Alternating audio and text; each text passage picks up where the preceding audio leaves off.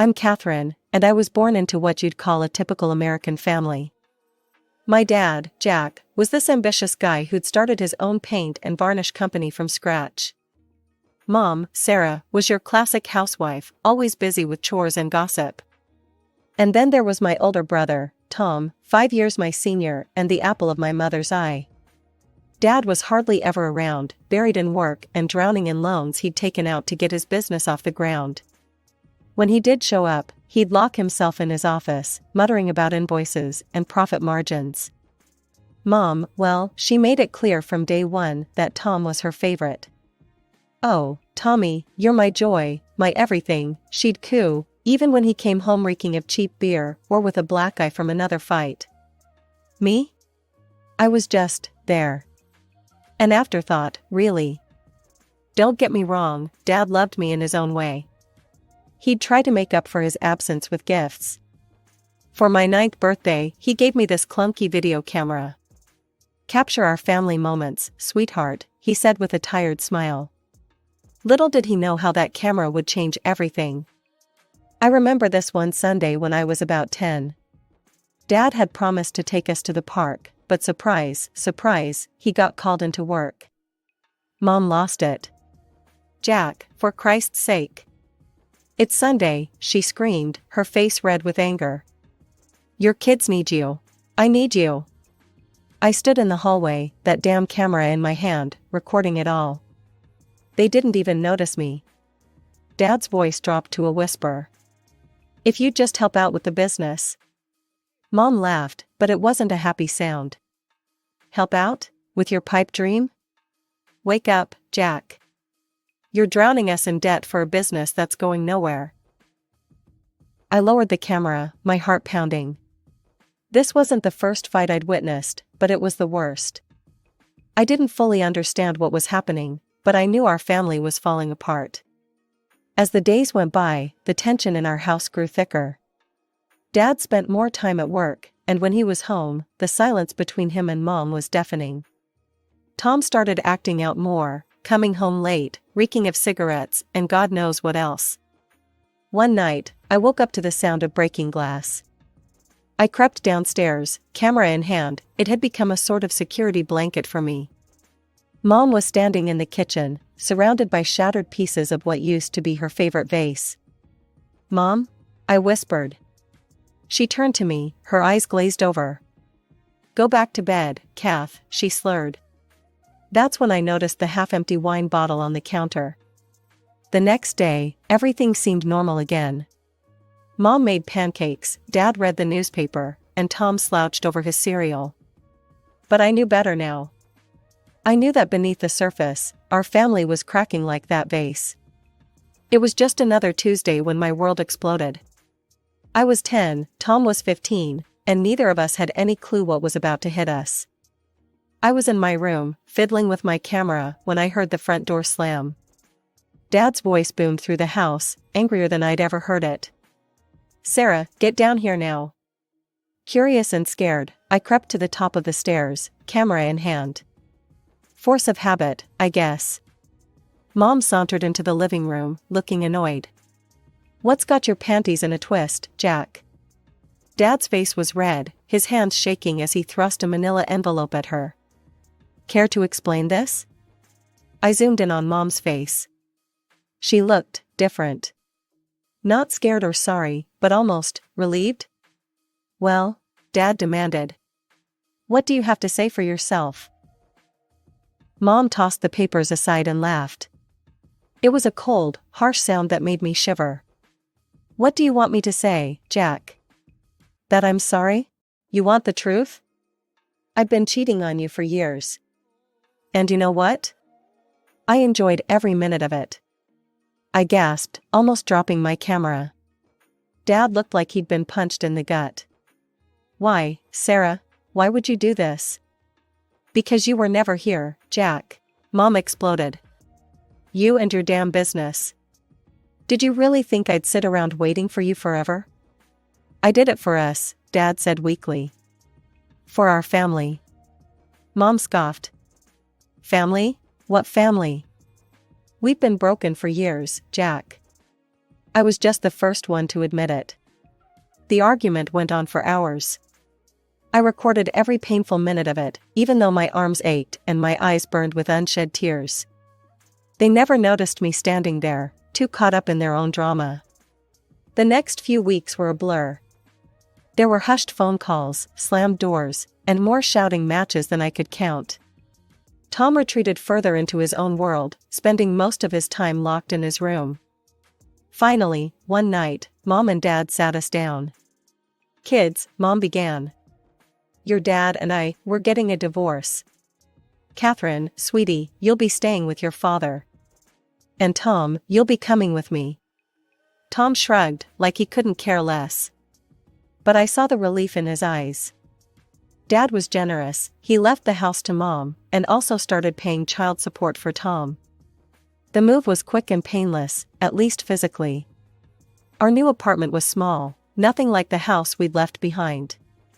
But it was ours, and for the first time in years, I felt like I could breathe. It wasn't easy, though. Dad worked longer hours than ever, trying to keep the business afloat and pay for everything. Some nights, I'd find him at the kitchen table, head in his hands, surrounded by bills. 5 years flew by in a blur of homework, part-time jobs, and watching Dad struggle to keep his business afloat. I was 15 when everything changed again, but this time, it was for the better. Her name was Rachel, and she waltzed into our lives like a whirlwind. I remember the day Dad introduced us. He had this goofy grin on his face, one I hadn't seen in years. "Catherine, this is Rachel. She used to intern at the company, and now, well, we're seeing each other." Rachel smiled warmly. "It's great to finally meet you, Catherine. Your dad talks about you all the time." I sized her up, ready to hate her on principle.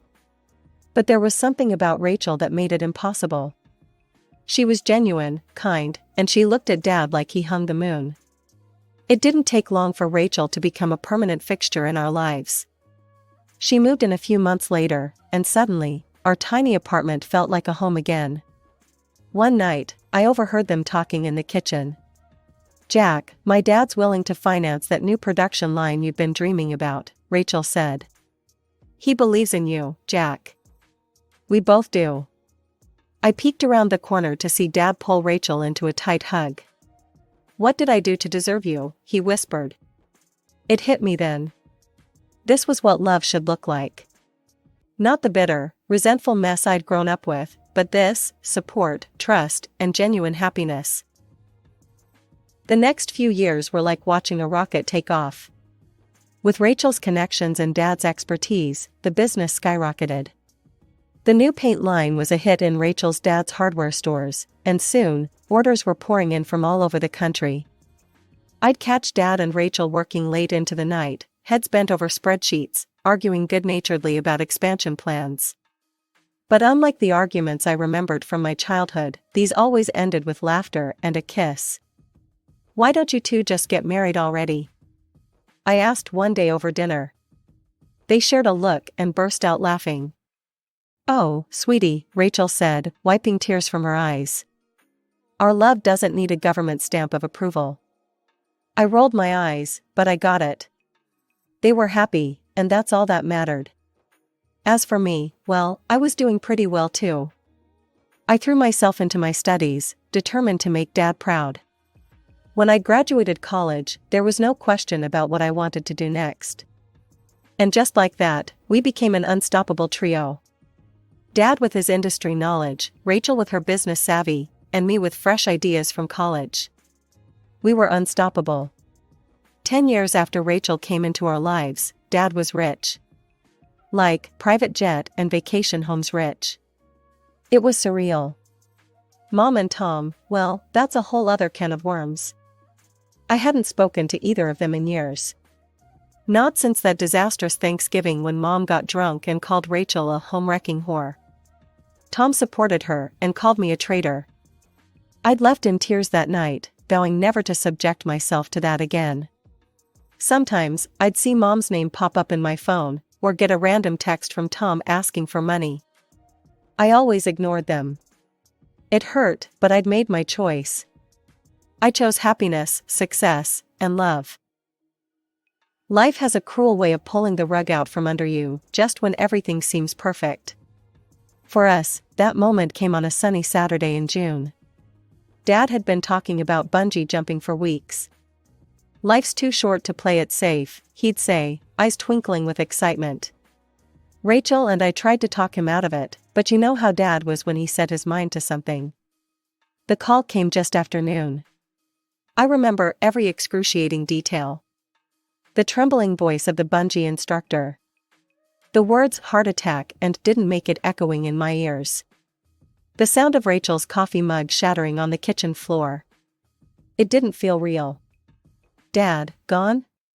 The man who'd built an empire from nothing, who'd weathered every storm life threw at him, taken down by a stupid bungee jump. The funeral was, well, it was a show, to put it bluntly. It seemed like half the city had turned up to pay their respects. Business partners in somber suits, employees with red-rimmed eyes, friends and relatives we hadn't seen in years. Dad would have hated all the fuss, but it warmed my heart to see how many lives he'd touched. And then Mom and Tom showed up. I almost didn't recognize them at first. Mom looked old, her face puffy and lined, eyes bloodshot. Tom slouched beside her, all muscle and attitude, looking like he'd rather be anywhere else. They sat a few rows behind us, but their voices carried. "Well, Jack finally got what was coming to him," Mom's voice slurred. I bit my lip so hard I tasted blood. How dare they? How fucking dare they come here and disrespect Dad like this? But it got worse. You know, Mom's voice dropped to a conspiratorial whisper that somehow seemed louder than before. I heard his little girlfriend arranged the whole thing. Paid for the bungee jump herself. Probably knew his heart couldn't take it. Wanted to get her hands on his money, I bet. I couldn't take it anymore. I whirled around, my vision blurred with tears and rage. "Shut up," I hissed. "Just shut the hell up. How dare you come here and spread your poisonous lies?" Dad loved Rachel, and she loved him. This was a terrible accident, nothing more. So if you can't show some basic human decency and respect, then just leave. Nobody wants you here anyway. The church fell silent.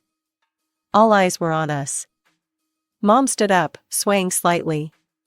"Come on, Tom, we're leaving. Let them have their little pity party. We'll see them at the will reading." The rest of the funeral passed in a haze of grief and anger.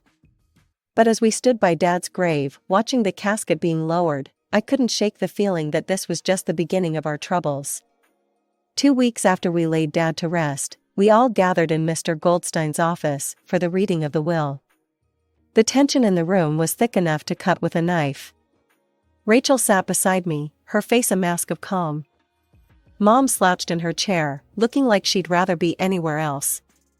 Tom stood by the window, arms crossed, scowling at nothing in particular. Mr. Goldstein cleared his throat and began reading. "I, Jack Thompson, being of sound mind and body, do hereby." I tuned out the legal jargon, my heart pounding. And then, "To my daughter, Catherine, I leave all my worldly possessions, including all properties, bank accounts, and full ownership of Thompson Paint and Varnish Company." The room went deadly silent. I felt like I couldn't breathe. Mr. Goldstein continued, "To my ex-wife, Sarah, and my son, Thomas, I leave the sum of $20,000 each." "What?" Mom's shriek made us all jump. "This is bullshit. That business was my idea. I sacrificed everything for Jack and that goddamn company. I raised his children while he was off playing businessman. That company is rightfully mine." I glanced at Rachel. She sat there, calm as ever, but I could see the slight tremor in her hands. "Mom," I said, trying to keep my voice steady, "Dad built that company from nothing. You didn't even believe in him when he started." She rounded on me, eyes blazing. "You ungrateful little brat. I should have known you'd side with him. You always were Daddy's little girl, weren't you?" I took a deep breath. "Look, I don't want to fight. If it'll make you feel better, I'll give you $100,000. Just please, let's end this here. Mom laughed, a harsh, bitter sound. 100 grand? You think you can buy me off that easily? No, sweetheart, I'm going to sue. I'm going to take every last penny that son of a bitch owed me. Enough. Mr. Goldstein's voice cut through the argument. The will is clear and legally binding. If you wish to contest it, Mrs. Thompson, you're welcome to do so through the proper legal channels. Now, if there's nothing else, I think we're done here. Mom stormed out, slamming the door behind her. Tom followed, but not before shooting me a look that could curdle milk. As Rachel and I left the office, I felt a weight settle on my shoulders. Dad's company, his legacy, it was all mine now. And apparently, so were his problems. After the disaster at Mr. Goldstein's office, Rachel and I retreated to my penthouse. The silence was deafening as we both tried to process what had just happened. Rachel, I said, breaking the quiet. We need to talk about the business. I want you to have a part of it. 20%. Rachel's eyes widened in shock. Catherine, no, your father left it to you. It's yours. I shook my head. It's ours. You've invested so much in it, not just money, but time and energy. You helped build it into what it is today. It's only fair. Rachel's eyes filled with tears. Before I knew it, she had engulfed me in a tight hug. Thank you, she whispered. Jack would be so proud of you. We signed the papers that afternoon. It felt right, like I was honoring Dad's memory and securing our future all at once. But of course, Mom couldn't let us have even this small victory. The lawsuit came 2 weeks later. Mom was demanding the entire business and most of Dad's property. Her lawyer threw around phrases like marital assets and unjust enrichment, but it all boiled down to one thing: she wanted what she thought Dad owed her. The next few months were a blur of court appearances, depositions, and sleepless nights. Rachel and I threw ourselves into running the company, determined not to let Mom's vendetta derail everything Dad had worked for. In the end, the judge rejected Mom's claims. The will stood. I thought that would be the end of it, but I should have known better. It was during the final hearing that Mom's lawyer dropped the bomb.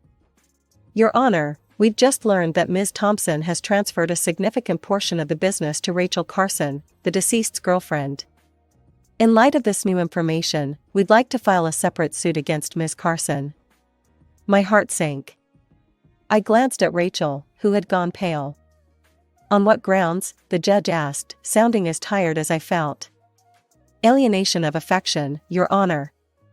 We have reason to believe Ms. Carson engaged in an affair with the deceased years ago, leading to the breakdown of my client's marriage. I couldn't believe what I was hearing. It was a lie, all of it. But as I looked at Mom's triumphant face, I realized she didn't care about the truth.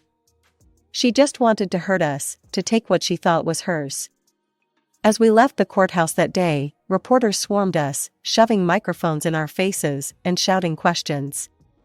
Ms. Thompson, did you know about your father's affair? Ms. Carson, how long were you involved with Jack Thompson? Is it true you're giving away your inheritance to your father's mistress? Rachel grabbed my hand and pulled me through the crowd. No comment, she repeated, her voice steady even as I could feel her hand shaking in mine. Once we were safely in the car, I broke down. I'm so sorry, Rachel. This is all my fault. If I hadn't given you part of the company. Stop, Rachel said firmly. You did nothing wrong. Your mother, she's hurt and angry, and she's lashing out. But we're going to get through this. Together. I nodded, wiping my eyes. Together, I echoed. As our driver navigated through the city traffic, I couldn't help but wonder, how much more would we have to endure before this was over? And at what cost? The day of the trial arrived, and I felt like I was going to be sick.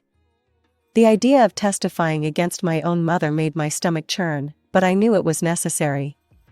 Rachel deserved justice, and Mom needed to face the consequences of her actions. As I sat in the witness stand, I could feel Mom's glare burning into me. But I focused on Rachel's encouraging smile and found the strength to speak.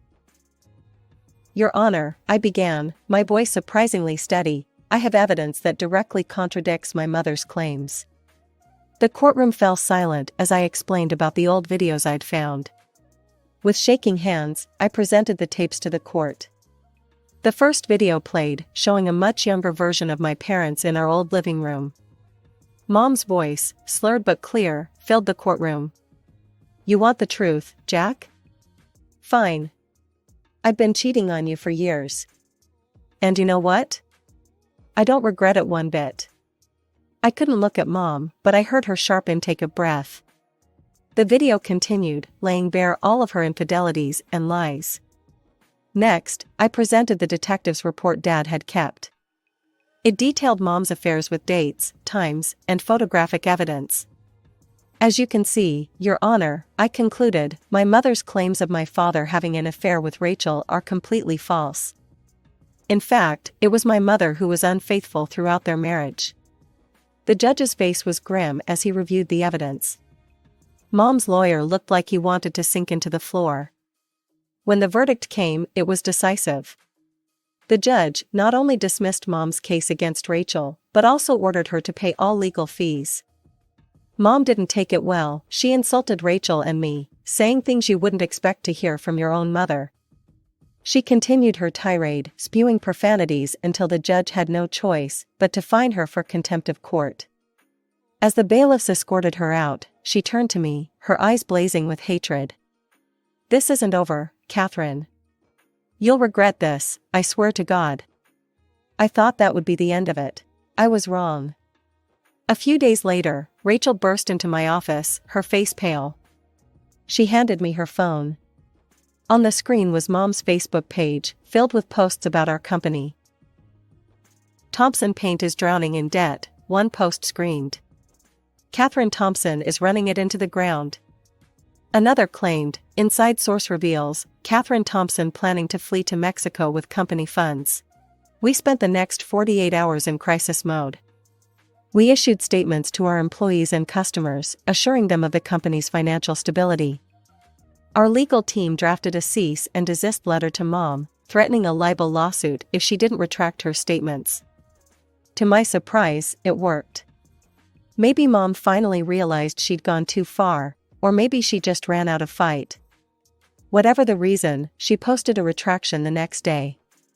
"I, Sarah Thompson, hereby retract my previous statements regarding Thompson Paint and Varnish Company and its CEO, Catherine Thompson. My claims were unfounded and made in anger. I sincerely apologize for any confusion or distress my words may have caused." As I read her words, I felt a mix of relief and sadness. This woman, who had once been my mother, was now nothing more than a bitter stranger intent on destroying everything Dad had built. 2 months passed in relative peace. The company was thriving, and Rachel and I had settled into a comfortable routine.